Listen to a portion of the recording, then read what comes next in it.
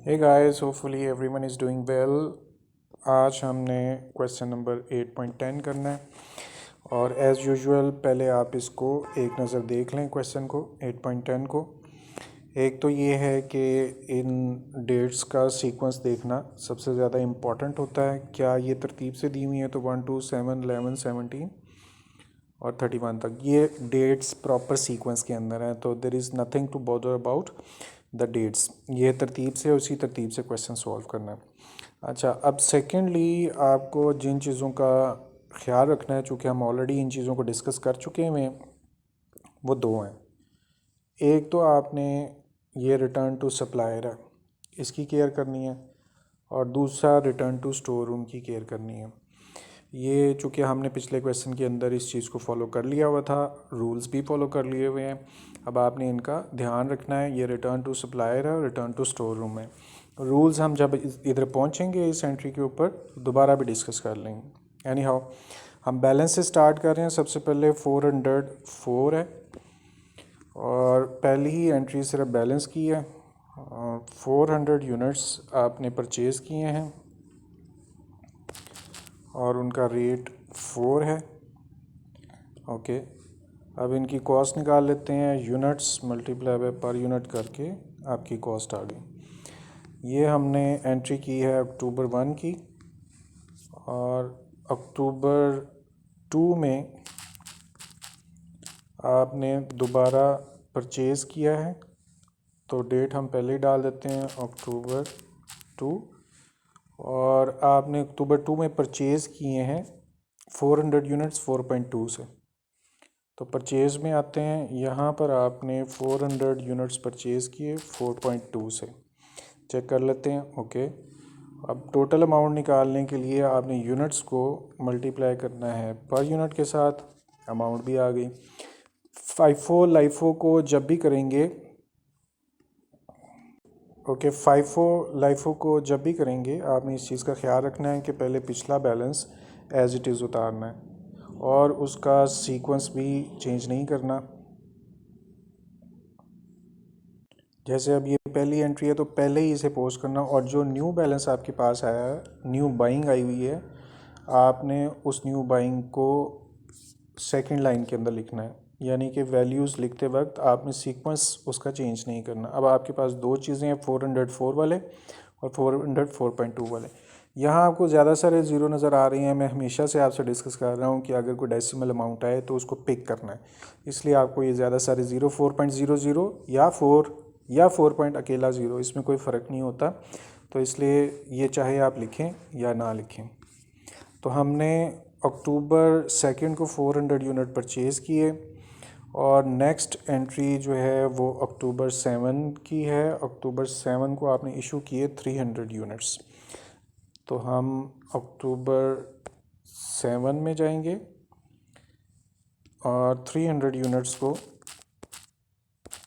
आपने इशू करना है। तो इशू वाले कॉलम में आए, वहाँ पर पहले तो आप लिख दें 300 यूनिट्स।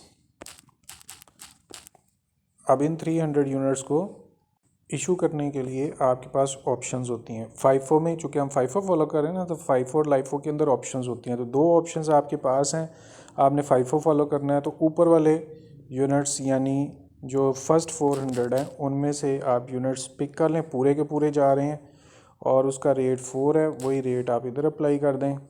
टोटल अमाउंट निकालने के लिए यूनिट्स को मल्टीप्लाई करें पर यूनिट के साथ। इस तरह से टोटल अमाउंट आ गई। 300 यूनिट आप इशू कर चुके हैं। फाइफो को फॉलो किया था, पहले 400 से इशू किया आपने।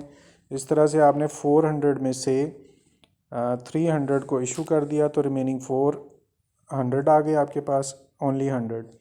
और जो ऊपर वाली कॉस्ट है वो सेम। अच्छा, चूँकि आपने ऊपर वाले 400 से ही सब कुछ यूज़ किया, नीचे वाले 400 का तो कुछ किया ही नहीं, तो वो एज इट इज़ जहाँ आपने ऊपर लिखे वहीं आप नीचे उनको पोस्ट कर दें। यहाँ पे टोटल अमाउंट नहीं निकली हुई तो निकाल देते हैं, units multiply by per unit. Alright, तो यहाँ हमने एंट्री कंप्लीट की है 300 यूनिट इशू करने वाली। और अक्टूबर 7 के बाद है अक्टूबर 11 और वहाँ पर अक्टूबर 11 में आपने परचेज़ किया है यूनिट्स को 300 4.5 300 यूनिट्स आपने परचेज़ किए और रेट 4.5 है और अक्टूबर की 11 डेट है। पहले आप डेट भी साथ में पोस्ट कर दें, अक्टूबर 11। अब आप इनकी टोटल कॉस्ट निकालनी है तो वो निकालेंगे, आपने यूनिट्स को मल्टीप्लाई करना है पर यूनिट के साथ, टोटल कॉस्ट भी निकल आई। ये चूँकि आपने बाइंग की हुई है और आपको मैंने पहले भी बताया जब भी बाइंग करनी है पहले पुराने यूनिट्स को उसी तरतीब से आपने नीचे उतारना है, आदत आपने बना लेनी है और जिस तरतीब से ऊपर लिखे हैं वही तरतीब आपने नीचे लिखनी है। और ये वाले जो 300 यूनिट्स हैं ये आपने न्यू बाइंग की है, उसी तरह से एंड पे आपने हमेशा न्यू बाइंग लिखनी है। तो एंड पे वैल्यूज़ लिखकर ये आपके पास जो 100 और 400 थे पुराने वही 100 और 400 आपने ऐसे लिख दिए और 300 आपकी न्यू बाइंग हो गई। और ये अक्टूबर 11 की एंट्री थी। अब चेक करें कि अक्टूबर 11 के बाद है 17 और ये आपकी इम्पॉर्टेंट एंट्री है जो मैं आपसे डिस्कस कर रहा था। आपने यहाँ रिटर्न्स को अच्छी तरह से समझना है। जैसे हमने पहले डिस्कस किया था, दो तरह की रिटर्न्स होती हैं, एक रिटर्न आउट है और एक रिटर्न इन है। रिटर्न टू का मतलब है कि हमारे पास से चीज़ें जा रही हैं। एक कॉमन सेंस की बात है, चीज़ें जा रही हैं तो हमारे पास से चीज़ें कम हो जाएंगी। अब चीज़ें जब सप्लायर के पास जाएंगी तो हमने रूल्स में ये देखा था, सप्लायर को तो फाइफो लाइफो नहीं पता होगा। सप्लायर सिर्फ ये जानता है कि उसने एक रसीद आपको दी थी और जब आप चीज़ें लेकर गए थे, आपने जब चीज़ें ख़रीदी थी तो सप्लायर ने आपको रसीद दी थी। आप चीज़ें वापस करने जाएंगे तो वो वही रेट देगा वापसी का जो उस रसीद के ऊपर लिखा हुआ है। तो अब इसीलिए उसने, आप गौर करें यहाँ पर साथ में डेट मेंशन की है कि जो अक्टूबर 2 को आपने परचेज़ की थी वही सप्लायर को वापस जा रही हैं, इसलिए हमें रेट का कोई प्रॉब्लम नहीं होगा। हम अक्टूबर 2 में पहले जाएंगे और अक्टूबर 2 में बाइंग की हुई है 400 यूनिट की और उसका रेट जो है वो 4.2 आपके सामने। इसका मतलब है दुकानदार को बस ये पता है ये 4.2 रेट है और जब वो वापस लेगा तो वो 4.2 के हिसाब से ही आपसे वापस लेगा। अब इस रिटर्न को हमने यहाँ पोस्ट करना है और चूँकि आपके पास से चीज़ें जा रही हैं, हमने आर्जी तौर पर ये जगह उधार लेनी है। ये भी हमने रूल्स में देख लिया था, क्योंकि ना रिटर्न की जगह यहाँ है ना रिटर्न की जगह यहाँ है, तो हम कुछ देर के लिए उधार जगह लेना है। उधार जगह लेने के लिए हम ब्रैकेट्स में सब कुछ लिखेंगे। कितनी चीज़ें आपने रिटर्न की हैं वो आपसे ये कह रहा है कि 150 यूनिट्स को आपने रिटर्न करना है। पहली बात तो ये कि यूनिट्स उसने बता दिए, वही यूनिट आपने 150 यहाँ पर लिख भी दिए। अब रेट का प्रॉब्लम है तो उसने कहा अक्टूबर 2 में जाओ, वही रेट आपने उठाना है। अक्टूबर 2 में 4.2 था तो वही 4.2 रेट आप यहाँ पर पिक करके लगा दें। ओके जी, फॉलो कर लिया आपने बात। ये जो 4.2 है ये हमने अक्टूबर 2 को चीज़ें परचेज़ की थी, वही रेट यहाँ पे लगा होगा। आपने यहाँ एक बात देखी है, मैंने ब्रैकेट के साथ डैशेस भी लगाए हैं और वो इसीलिए कि जब मैंने आपको पहले भी समझाया था एक्सेल जो है वो ब्रैकेट्स को नहीं मानता, वो इसको माइनस कर देगा, तो इसलिए मैंने एहतियातन डैशेस लगा दिए हैं ताकि ये माइनस ना कर सके। अब चूँकि ये आपने उसको वापस किए हैं, अमाउंट वैसे ही कैलकुलेट करनी है, यानी कि जो यूनिट्स हैं हमारे पास वो 150 हैं और जो पर यूनिट है वो 4.2 है। इस तरह से आप इनकी कॉस्ट निकाल लेंगे।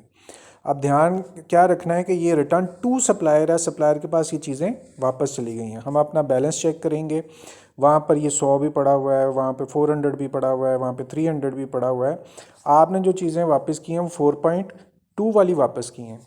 तो इसका मतलब ये हुआ, अब यहाँ से आपने ना थोड़ी कंसंट्रेशन रखनी है।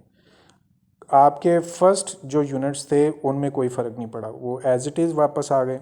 जो आपके पास आखिरी यूनिट्स थे उनमें भी कोई फ़र्क नहीं पड़ा, वो भी आपने एज़ इट इज़ नीचे उतार लिए। अब मसला इन 400 का, ये 400 आपने बाइंग की हुई थी 4.2 वाले से, उनमें से 150 आपने वापस कर दिया, तो जाहिर है कि अब ये 400 नहीं रहे, ये 400 में से आपने 150 यूनिट्स वापस कर दिए। तो बकाया यूनिट 250 पड़े हुए हैं। हाँ, जो हमारे गोडाउन में उनके रेट में कोई फ़र्क नहीं पड़ेगा, वही रेट इधर आएगा।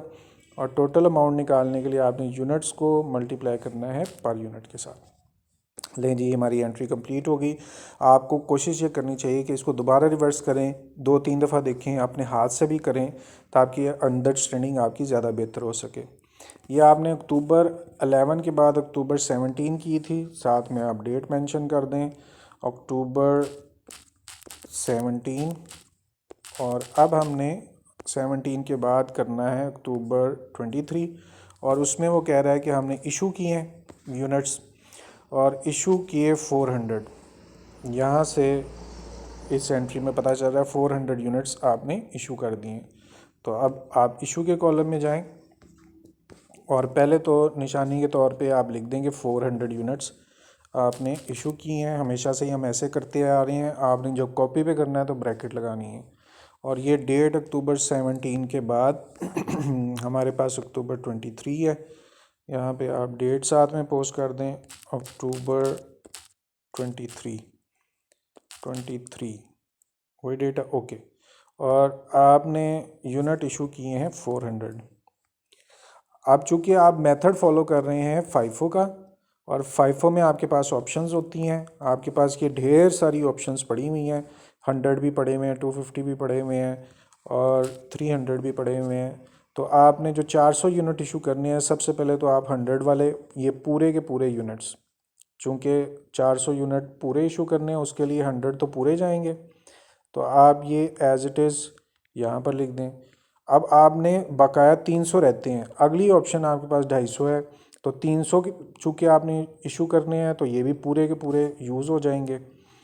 और अब आपको ध्यान क्या रखना है कि कितने यूनिट मज़ीद इशू करने हैं। देखें, आपने टोटल यूनिट्स जो इशू करने थे वो 400 थे, उनमें से आपने 100 भी इशू कर दिए, उनमें से आपने 250 भी इशू कर दिए, तो बकाया 50 रह गए। 100 आपने ये वाले यूनिट इशू किए, 250 ये वाले इशू किए, और अब 300 वाले यूनिट्स में से आपने 50 इशू किए जिनका रेट जो 4.5 था। इनकी टोटल अमाउंट भी आप निकाल दें, units multiply by per unit. अच्छा जी, अब जब बैलेंस लिखना है 100 ख़त्म, 250 भी ख़त्म, और 300 में से आपने 50 यूनिट इशू किए, तो 300 में से जब 50 यूनिट आप इशू कर देंगे रिमेनिंग 250 रह गया, और 300 वाले जो यूनिट्स थे उनका रेट 4.5 था, और टोटल अमाउंट आप निकाल लें units multiply by per unit करके। ऐसे ही हमारे पास अक्टूबर 23 फिल हो गया। अक्टूबर 23 के बाद 25 है, और ये भी एक इम्पॉर्टेंट एंट्री दोबारा आ गई है, स्टोर रूम में वापस आए 100 kg। अब स्टोर रूम में वापस करने के लिए आपने जिस चीज़ का ध्यान रखना है वो बस लास्ट इशू, ये आपके पास लास्ट इशू का रेट है 4.5, इसका आपने ध्यान रखना है, क्योंकि जब स्टोर रूम में वापस आता है ये यूज़ हुए तो ही तो ये मंगवाए, और ये यूज़ हो गए तो ही तो ये मंगवाए, और जब रिटर्न होना होता है तो आखिरी यूनिट्स जो होते हैं वो वापस आने होते हैं। ये हमने पहले भी डिस्कस किया था। तो अब आपने क्या करना है, इस रिटर्न को फॉलो करना है, और अगेन दोबारा आपको मैं बताने लगा हूँ कि जब ऐसी रिटर्न्स होंगी उनकी जगह कोई बनती नहीं है, तो हमने उनको ऐसे ही ब्रैकेट्स के अंदर लिखना है। और ब्रैकेट्स के लिए लिखने के लिए मैंने आपको कहा एक्सेल ब्रैकेट्स को नहीं मानता। पहले आप यहाँ देखें कितने स्टोर रूम से वापस आए, स्टोर रूम में वापस आए 100 यूनिट्स, ये जो आपसे एंट्री डिस्कस हो रही है स्टोर रूम में वापस आए 100 यूनिट्स, वही आप 100 यूनिट्स यहाँ पर पोस्ट करें पहले। अच्छा, अब 100 का रेट क्या होगा, यही मैंने आपको बताया, जो लास्ट इशू वाला रेट होता है आपने उसको उठाना होता है, और वो आपके पास 4.5 है, उसी रेट को आप उठा के यहाँ पर लिख लें। और इसकी टोटल अमाउंट निकालनी है। टोटल अमाउंट निकालने के लिए 100 यूनिट्स थे, इसको मल्टीप्लाई किया पर यूनिट के साथ, तो आपके पास अमाउंट आ गई। अच्छा, अब आपने क्या ध्यान रखना है, इसको यहाँ कैसे पोस्ट करेंगे। फाइफो में आपने फॉलो करना है कि जो रिटर्न हुई स्टोर रूम के अंदर वो पहले लिखनी है, फाइफो में पहले लिखनी है, लाइफो में बाद में लिखनी है। तो हम ये जो 100 यूनिट्स रिटर्न होके आए उनका रेट 4.5 था, उनको यहाँ लिख दिया, और इनकी टोटल अमाउंट बना दी 100 multiply by per unit cost 450। और जो आपके पास बैलेंस में यूनिट पड़े हुए हैं उनको तो आपने छेड़ना ही नहीं है, उनको एज इट इज़ आपने वैसे ही लिख देना है। अच्छा, अब आपने क्या ध्यान रखा है, सिर्फ इसकी तरफ आपने ध्यान रखना है कि ये जो वैल्यू है फाइफो में आपने ऊपर लिखनी है, लाइफो में आपने नीचे लिखनी है, चूँकि ये फाइफो था हमने ऊपर लिख दी। ओके, और अब रिटर्न के बाद हमारे पास जो लास्ट एंट्री बची वो इशू की है, और इशू आपने कितने यूनिट्स किए 150। तो इशू के कॉलम में आए, वहाँ पर पहले आप 150 लिख दें सिर्फ मेमोराइज़ करने के लिए। अब 150 के आगे आपके पास ऑप्शंस पड़ी हुई हैं दो, उनमें से जो 100 है वो तो पूरी की पूरी ही ऑप्शन आपकी यूज़ हो जाएगी, इसलिए इसको एज इट इज़ उठाएं और यहाँ लिख दें 150 इशू करने थे, उनमें से 100 इशू हुए, अभी आपको 50 और यूनिट्स चाहिए। वो कैसे? 100 तो आपने पूरे यहाँ से उठा लिए, अब 250 में से आपने 50 यूनिट इशू करने, उसकी प्राइस है 4.5, वही आप यहाँ पुट कर दें जो पर यूनिट है। अब इसकी टोटल अमाउंट निकालें, यानी कि units multiply by per unit करके अमाउंट भी निकाल दें। अब चूँकि ये इशू किया था 100 पूरे इशू हो गए, बाकी बैलेंस में 250 बचे हुए थे, और उस 250 में से आपने 50 यूनिट भी इशू कर दिए, तो रिमेनिंग 200 रह गए। ये जो 200 250 वालों का बचा हुआ है वही पर यूनिट आप नीचे उतारें। टोटल अमाउंट निकालने के लिए units multiply by per unit कर दें, तो टोटल अमाउंट 900 आपके पास आ गई। ओके, ये हमारी एंडिंग इन्वेंट्री आ गई। अब आंसर चेक, आंसर फिर दोबारा से दो हैं, एक मटेरियल यूज्ड का भी आंसर है और एक एंडिंग इन्वेंट्री का भी आंसर है। दो आंसर्स में से नीचे वाले आंसर्स आपने चेक करने हैं एंडिंग इन्वेंट्री, और पहला आंसर FIFO का है। तो अब हम चेक करते हैं, हमारे पास दो आंसर्स आपको दिए हुए हैं, और दो आंसर्स में आपने एंडिंग इन्वेंट्री उठानी है, और एंडिंग इन्वेंट्री में पहला आंसर आपके पास 900 है और हमारा भी आंसर 900 है। एक आंसर आ गया आपके पास 900। अब जो नेक्स्ट आंसर निकालने हैं वो मटेरियल यूज़ का निकालना है, और उसके लिए मैंने आपसे कहा है कि आपने सिर्फ ये रुपीज़ वाले कॉलम का टोटल करना है। ओके, अब इशू के रुपीज़ का कॉलम टोटल करना, लेकिन यहाँ कुछ सेंसिटिव एंट्रीज़ हैं। वो एक जो ये आपने दुकानदार को वापस की हुई हैं चीज़ें, ये वाली जो एंट्री है इट्स वेरी इंपॉर्टेंट, आपने इसका ख्याल रखना है। ये दुकानदार को हमने वापस की हुई हैं चीज़ें। अब मैं सेंसिटिव क्यों बोल रहा हूँ? क्योंकि ये आपके पास से चीज़ें गई हैं, यानी कि ये हमारी फैक्ट्री से ही चली गई हैं। अब बाकी सारे जो हैं वो आपने फैक्ट्री को इशू किए थे, वो तो आपको समझ में आ रही है, लेकिन वो फैक्ट्री के अंदर अंदर ही इशू किए थे। ये जो 450 यूनिट हैं ये फैक्ट्री से बाहर चले गए हैं। अब जब आपने एंडिंग इन्वेंट्री लेनी है तो बाकी सबको तो जमा करना है, मगर ये चूँकि हमारे पास से स्टॉक कम हुआ है इसको माइनस करना है। ध्यान से अब आपने बात समझनी है, एक एक करके बता रहा हूँ। 1200 थे, फिर आपने 400 प्लस किए, फिर आपने 1050, फिर 225।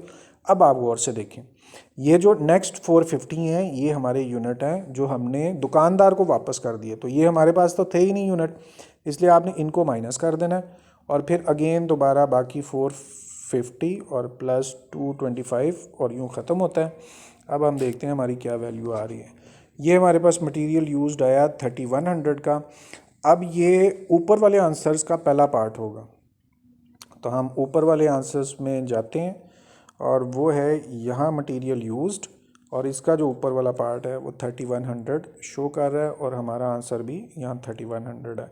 अच्छा जी, अब आप यही काम करें, इसको अच्छी नज़र से अच्छे तरीके से इसको देखें, हमने किस तरह से रिटर्न्स, दोनों तरह की रिटर्न्स हमने यहाँ एंटर किए हैं। इट्स वेरी इंटरेस्टिंग, और इसको सीखना है आपने, और अच्छे तरीके से सीखेंगे तो for your future it would be beneficial. आपके CGPA के लिए बेनिफिशियल है, एज अ स्टूडेंट बेनिफिशियल है, मेंटालिटी आपकी स्ट्रॉन्ग होगी। तो मैं आपसे सिर्फ रिक्वेस्ट कर सकता हूँ, अच्छी तरह से सीख के कोई मसला हो तो मुझे बताइए। इतनी देर में हम लाइव को स्टार्ट करते हैं।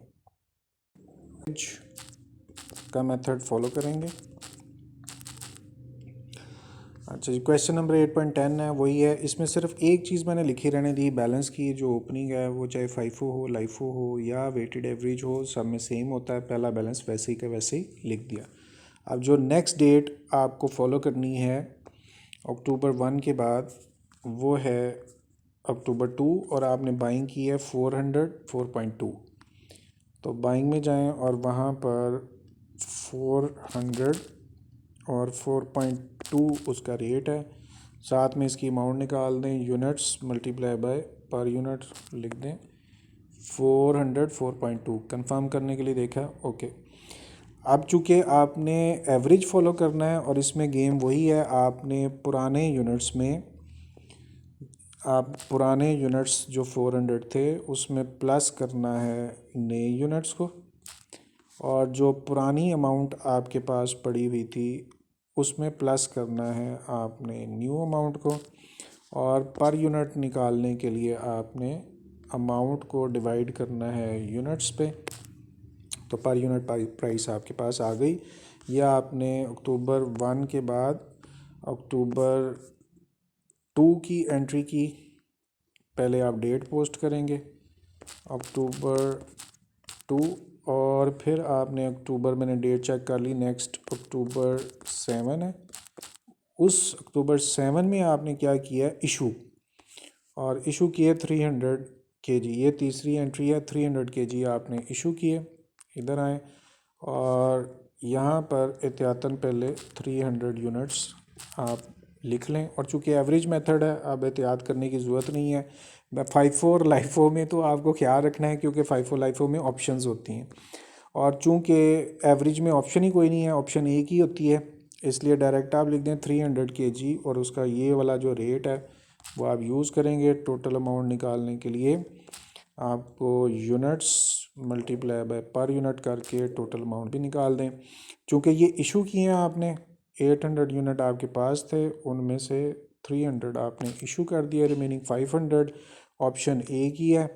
वही जो ऊपर रेट है वही रेट आप यहाँ यूज़ करेंगे। टोटल अमाउंट निकालने के लिए units multiply by per unit आप कर देंगे। यूँ आपके पास एंट्री 7 भी कंप्लीट हुई। अब अक्टूबर 7 के बाद आपने दोबारा परचेज़ किया है। अक्टूबर 7 के बाद 11 में परचेज़ किया है 304.5। तो पहले डेट आप डाल दें, अक्टूबर 11 में आपने परचेज़ किया है 304.5। 300 यूनिट्स हैं, 4.5 उसका रेट है। टोटल अमाउंट निकाल दें, साथ में units multiply by per unit लिख के। ऑलराइट, अब चूँकि आपने ये बाइंग की है, बाइंग करने के लिए गेम वही हमने करनी है। पुराने जो यूनिट्स थे 500, इसमें आप प्लस कर दें न्यू यूनिट्स, और जो पुरानी अमाउंट थी उस अमाउंट के अंदर पुरानी अमाउंट में प्लस कर दें न्यू अमाउंट, और पर यूनिट निकालने के लिए आपने अमाउंट को डिवाइड करना है यूनिट्स पे। तो पर यूनिट भी आपके पास आ गई। ये हमने एंट्री कंप्लीट की अक्टूबर 11 की। अक्टूबर 11 के बाद है अक्टूबर 17, और अच्छी वाली एंट्री आई है 150 यूनिट्स आपने वापस किए अक्टूबर 2, और हमें तो रेट याद हो गया, वो रेट याद हो गया हमें, वो 4.2 हमारे पास रेट है। अब आपने ये एंट्री में अक्टूबर 2 के हिसाब से उसको वापस करने हैं 150 यूनिट। तो हम कुछ देर के लिए यहाँ जगह उधार लेंगे, जैसे मैं पहले से ही कह रहा हूँ 150 उधार ली जगह, और इसका रेट वही जो दुकानदार ने दिया था 4.2, और जैसे हम पीछे करते आ रहे हैं इनकी कॉस्ट निकालनी। 150 यूनिट्स थे, 4.2 रेट था, टोटल अमाउंट भी आपके पास आ गई। ये चूँकि आपके पास से निकल के जा रहे हैं यूनिट्स, क्या मैंने बोला है, यूनिट्स चूँकि दुकानदार के पास जा रहे हैं, अब ये इंक्रीज़ नहीं हो रहा, डिक्रीज़ हो रहा होगा। तो अब आप क्या करेंगे, देखें आपके पास थे 800 यूनिट्स, और आपने उनमें से दुकानदार को वापस कर दिए 150। ये आपके पास बैलेंस है, और अमाउंट आपके पास पड़ी हुई थी 3400, और कितनी अमाउंट वापस की 630। तो ये आपके पास यूनिट्स कम हो गए। अब आपने इसकी पर यूनिट निकालनी है, तो टोटल अमाउंट को डिवाइड करना है यूनिट्स पे, तो पर यूनिट कॉस्ट भी आपके पास आ गई। 3 डेसिमल्स में अभी तक ले रहा हूँ। ओके, अक्टूबर 17 शायद ये डेट थी, चेक भी कर लेते हैं। वो डेट हम पोस्ट कर देते हैं, अक्टूबर 17 जी 17। अब 17 के बाद आपने 23 को इशू किए, और इशू थे 400। अब आप इशू के कॉलम में आए और वहाँ पर 400 आपने लिखना है, और चूँकि यहाँ ऑप्शन बची नहीं कोई भी, 400 यूनिट इशू करने के लिए आपके पास एक ही ऑप्शन है 4.2, उससे आपने इशू करना है। टोटल अमाउंट निकालने के लिए units multiply by per unit करके टोटल अमाउंट निकाल दें। यहाँ पर डेसिमल में थोड़ा सा फ़र्क पड़ सकता है, तो मैंने आपको अमाउंट के लिए ओपन किया हुआ है, उसके डेसिमल मैं कम कर देता हूँ ताकि अमाउंट विजिबल हो जाए। तो 17.4 दो डेसिमल कर दिए हैं, ना भी लिखें तो कोई बात नहीं। ये अक्टूबर 17 के बाद की एंट्री थी और वो थी 23। आप यहाँ पर अपडेट मेंशन करें अक्टूबर 23, और अक्टूबर 23 के बाद है अक्टूबर 25। पहले लिख देते हैं अक्टूबर 25। ओके, 25 को क्या हुआ कि आपने स्टोर रूम में वापस आई हैं चीज़ें। स्टोर रूम में वापस जब आती हैं तो लास्ट इशू का रेट आपने उठाना होता है, और लास्ट इशू का रेट ऊपर ही लिखा होगा। यहाँ पर आप आएँ और आपने आखिरी दफ़ा जो इशू किया था वो रेट आपके पास है, और कितनी चीज़ें आपने स्टोर रूम में वापस की, 100 लिखी हुई हैं स्टोर रूम में, चूँकि वापस आई हैं। आपने ये बात दोनों रिटर्न्स के अंदर अच्छी तरह समझनी है, और इसका रेट लास्ट इशू वाला लेना है, वही रेट इधर आ जाएगा। टोटल अमाउंट निकालें, units multiply by per unit करके टोटल अमाउंट हमारी निकल आई। यहाँ पर भी डेसिमल ज़्यादा हैं, इन डेसिमल्स को हम थोड़ा सा कम कर देते हैं ताकि अमाउंट विजिबल हो जाए, और 2 डेसिमल्स काफ़ी हैं। ओके, अच्छा, ये ऊपर वाले जब यूनिट 400 इशू किए थे, हमने इनका बैलेंस नहीं लिखा हुआ, पहले वो लिख दें। आपने चूँकि यूनिट इशू किए थे तो 650 में से आपने 400 यूनिट इशू कर दिए थे, और एवरेज में ऑप्शन नहीं होती, पर यूनिट वही आप लगाएंगे, और टोटल अमाउंट निकालने के लिए units multiply by per unit करके लिख देंगे। यहाँ पर भी डेसिमल ज़्यादा हैं, इन डेसिमल्स को मैं कुछ कम कर देता हूँ, अमाउंट विजिबल हो जाएगी। 2 डेसिमल्स काफ़ी हैं। अच्छा, ये हमने स्टोर रूम में चूँकि वापस आई हैं चीज़ें, इस वापस आने की वजह से आपके यूनिट्स में इंक्रीज़ होगा। कौन से यूनिट में है ही ये 4.2 है, तो एवरेज में ये काम आसान है। 250 यूनिट्स थे, इनमें 100 यूनिट स्टोर में वापस आ गए। रेट भी एक ही दिया हुआ है, इसलिए उसमें परेशानी नहीं है, वही रेट आपने इधर लगा दिया। टोटल अमाउंट निकालने के लिए units multiply by per unit करके टोटल अमाउंट आपने लिख दी। ओके, वो डेसिमल ज़्यादा थे तो मैंने कम कर दिए। ये आपने एंट्री की अक्टूबर 25 की। अक्टूबर 25 के बाद आपका 31 में लास्ट एंट्री है, इशू किया 150 kg। तो अक्टूबर 30 को आपने इशू किए हैं कितने यूनिट, 150 kg। यहाँ पर 150 kg आप यूनिट्स इशू कर रहे हैं, और एवरेज में आपके पास ऑप्शन नहीं होती। यही वाले जो कॉस्ट है वो पर यूनिट इधर आएगी। टोटल अमाउंट निकालने के लिए units multiply by per unit करेंगे तो आपके पास टोटल कॉस्ट आ जाएगी। डेसिमल फिर ज़्यादा है। ओके जी, इशू कर दिए हमने 150, तो पहले पड़े हुए थे 350, उनमें से आपके जो यूनिट इशू हो गए वो 150 हैं, वो लिख दें। एवरेज में ऑप्शन कोई नहीं होती, वही 4.262 एवरेज कॉस्ट इधर आ जाएगी। टोटल अमाउंट निकालने के लिए units multiply by per unit करके आप टोटल अमाउंट यहाँ निकाल दें। डेसिमल ज़्यादा हैं, तो अब आपके पास जो एंडिंग इन्वेंट्री आई वो 852 आपके पास आ गई। इस एंडिंग इन्वेंट्री को आप यहाँ पर नोट डाउन करवा लें। अच्छा, अब मैंने आपसे कहा है कि चूँकि हम डेसिमल यहाँ पर ले रहे हैं 3, अगर आप पूरे पूरे लेंगे तो 1 रुपये का भी फ़र्क नहीं आएगा, और अगर आप कुछ कम लेंगे, यानी हमने 3 लिए, तो 1 आध रुपये का फ़र्क आएगा। अब हमारे पास 852.3 है, इसको 853 भी कह सकते हैं। ये हमने किया एवरेज, और दो आंसर मांगे हुए, तो नीचे वाला थर्ड आंसर यहाँ पे हम पोस्ट करते हैं। तो हम नीचे वाला जो थर्ड आंसर है, अच्छा, इस क्वेश्चन के अंदर देखें वही हुई ना बात, ये सेकंड में ACM लिखा हुआ है, तो आपने सेकंड आंसर चेक करना है नीचे वाला।